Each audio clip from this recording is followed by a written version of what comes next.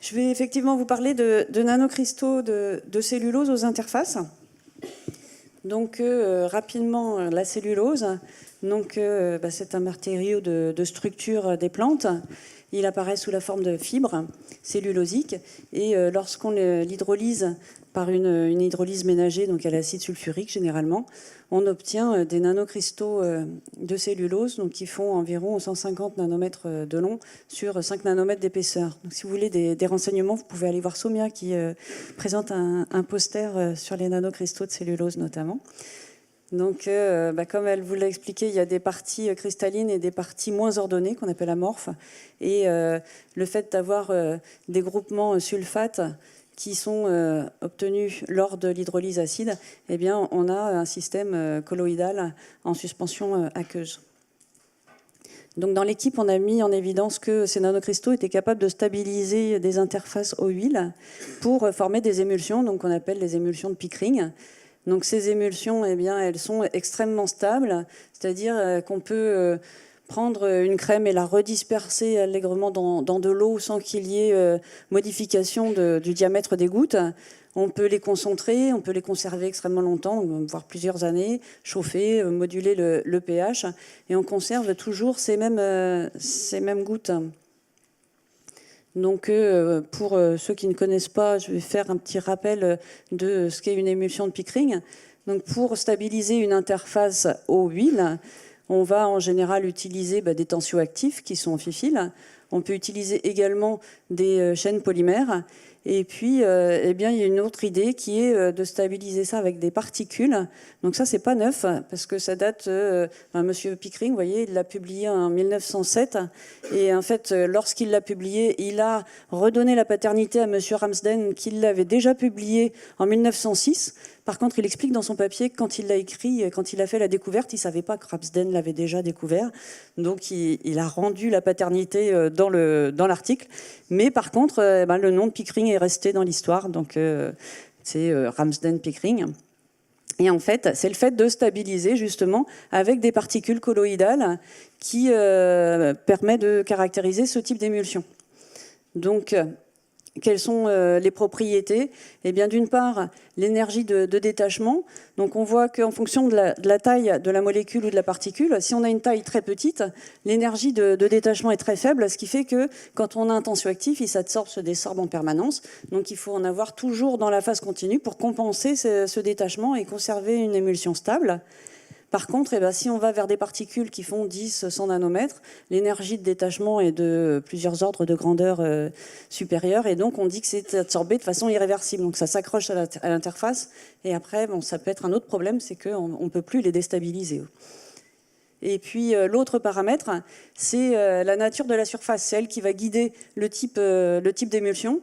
Donc si on a une particule hydrophile, eh bien, ça mouille essentiellement la partie aqueuse. Et du coup, on va faire uniquement des émulsions huile d'en haut. Par contre, eh bien, pour avoir l'opposé, il faudra avoir des particules qu'on aura hydrophobées. Et ce qui donnera uniquement la possibilité de faire des émulsions eau dans huile. Donc l'idéal, ce serait d'avoir la particule, le Saint Graal, à 90 degrés, c'est-à-dire parfaitement amphiphile. Or, il y a Véronique Schmidt qui a fait ça à Bordeaux et qui a montré que ça ne marchait pas du tout, que ça fait des choses complètement hétérogènes, et donc le Saint Graal n'existe pas. Enfin, nous, on ne l'a pas trouvé. Donc, pour dire ce qui se passe, au niveau de la structure des CNC, donc des nanocristaux de cellulose à l'interface, nous, c'est ce qu'on étudie. On voit que si on suit le diamètre des gouttes en fonction de la quantité de nanocristaux de cellulose, si on en met très peu, on va stabiliser des gouttes qui sont très grosses, parce qu'en fait, il ne va pas y avoir beaucoup de particules pour stabiliser une grande surface. Donc, plus les gouttes sont grosses et plus la surface nécessaire est faible. Et puis, plus on va mettre de particules, plus on va pouvoir stabiliser l'interface, donc stabiliser des gouttes petites. Et puis après, on voit qu'il y a une espèce de stabilisation qui ne suit plus, donc on n'arrive plus à descendre en diamètre. Donc on a voulu s'interroger sur ce qui se passait, pourquoi est-ce qu'il y avait cette modification du profil, surtout par ici. En fait, comment est-ce que les particules s'organisent à l'interface?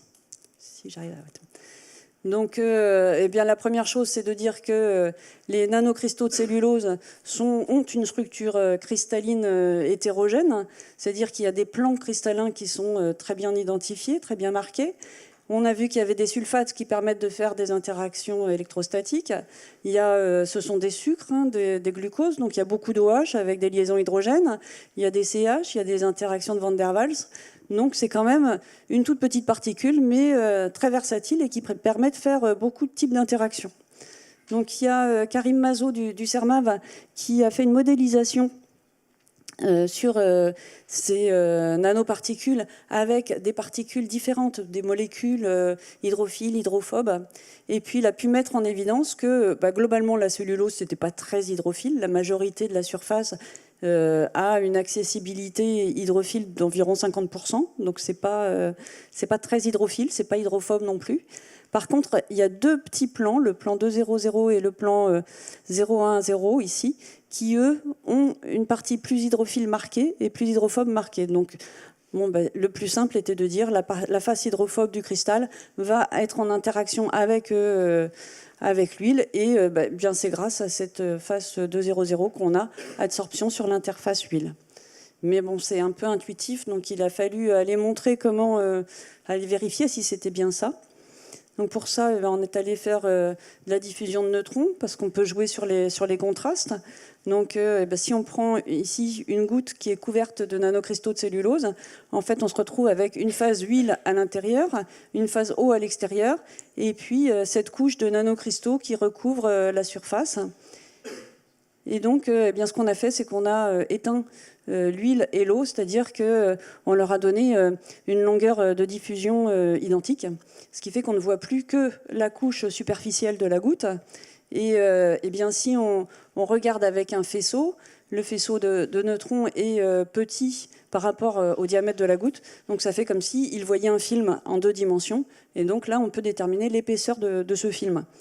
Donc c'est ce qu'on a fait. On a pris donc une émulsion, on a joué avec de l'hexadécane hydrogéné deutéré, et puis par rapport à de l'eau hydrogénée deutérée pour avoir le même coefficient de diffusion. Et puis on a pu déterminer une épaisseur de 7 nanomètres sur la surface de cette goutte, et donc ce qui correspond exactement à l'épaisseur d'un nanocristal de cellulose. Donc c'est clair, ça s'organise à la surface sous la forme de monocouches à la surface de la goutte. Par contre, c'était à cette concentration-là, mais qu'est-ce qui se passe après? Est-ce qu'on va avoir des multicouches? Est-ce qu'on va avoir une réorganisation? Pourquoi est-ce qu'on est limité comme ça? Donc on a continué avec 2 autres concentrations plus hautes. Et puis, on a refait la même manip, et puis on retombe toujours sur 7 nanomètres. Donc, quand on ajoute davantage de nanocristaux de cellulose, on n'augmente pas l'épaisseur. On a vérifié aussi ce qui pouvait rester dans les sous-phases après avoir centrifugé les mousses, et il n'y a pas de nanocristaux qui sont relargués. Donc, on en a déduit que tout était mis à l'interface, et qu'on avait quand même cette épaisseur qui ne bougeait pas. Donc, ça... On va s'arrêter là. Non, ça y est. On l'a expliqué par le fait d'avoir des bâtonnets. En fait, avec des particules sphériques, ce qui est largement le cas dans la plupart des émulsions de Pickering, en fait, les gouttes remplissent la totalité de la surface. Par contre, le fait d'avoir des bâtonnets, il va y avoir une percolation avec des cristaux désordonnés sur la surface. Et donc, la limite de percolation arrive assez vite, finalement. On peut recouvrir avec relativement peu de nanocristaux. Par contre, si on en met plus, on peut très bien les organiser. Et donc, on fait des patchs locaux et on peut densifier cette surface. Donc, en fait, on conserve le même diamètre de la goutte, mais avec une surface qui est de plus en plus dense et de plus en plus résistante. Donc, c'est vraiment quelque chose qui est particulier au fait d'avoir des nanorods, des nanobâtonnets, pardon, par rapport à l'idée d'avoir des sphères. J'ai du mal. Ah oui. Voilà. Donc ça, on a montré que ça marchait quels que soient les nanocristaux de cellulose. Donc c'est une des particularités de la cellulose. En fonction de l'origine, on va avoir des morphologies qui sont différentes. Donc nous, on avait beaucoup utilisé la cellulose de coton ou la cellulose du bois, qui sont à peu près avec une morphologie identique. Donc assez petite et assez bien répartie. La cellulose bactérienne donc, est plus longue, donc elle va être enchevêtrée à la surface des gouttes. Et puis ici, c'est une cellulose issue d'une algue, la cladophora. Et là, on voit que elle fait quelques microns de long, et on va avoir cette fois un enchevêtrement qui va aller de goutte en goutte. Donc, et cela, ça marche toujours avec la même structure cristalline de la cellulose, donc avec la même organisation à la surface. Non, voilà. Donc, avec un magnifique schéma, on va voir qu'en fait, on pourra choisir le type de cellulose qu'on va vouloir utiliser en fonction des propriétés viscoélastiques souhaitées. Donc, ça va changer l'élasticité, la résistance du mélange. Donc, bon, là, c'est un peu une page de pub sur les différentes choses qu'on a pu faire pour donner des idées.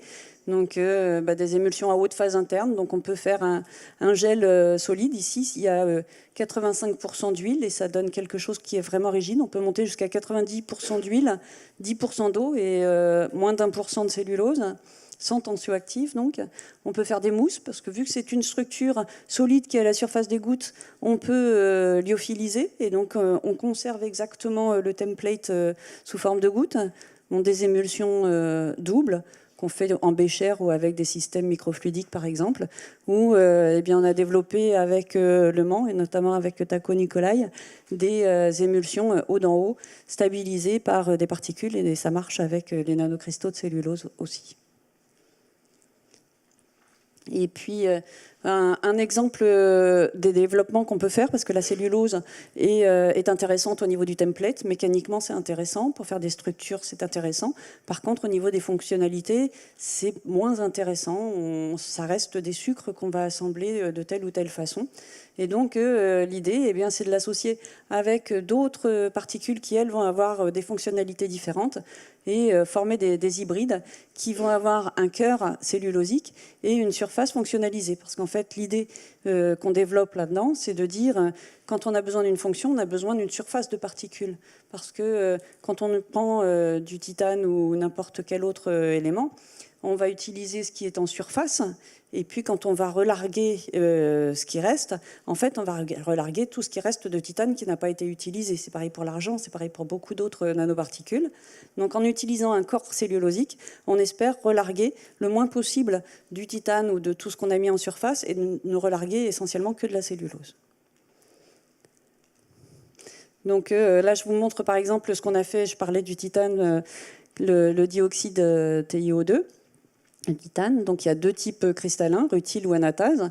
Dans un cas, il va être utilisé comme pour sa qualité de filtre. Donc, tant qu'à faire, vaut mieux aller vers les nanoparticules. Donc là, il y a eu... Pourquoi ? Parce que si on est en microparticules, ça se voit, et nanoparticules, ça se voit moins.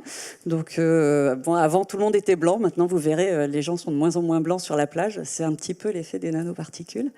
Et puis, un autre type qui est plutôt anatase, qui, lui, a un effet photocatalytique. Donc, il ne faut pas se tromper. Parce que si vous mettez le photocatalytique dans les crèmes solaires, c'est pareil, ça risque d'être un peu problématique aussi.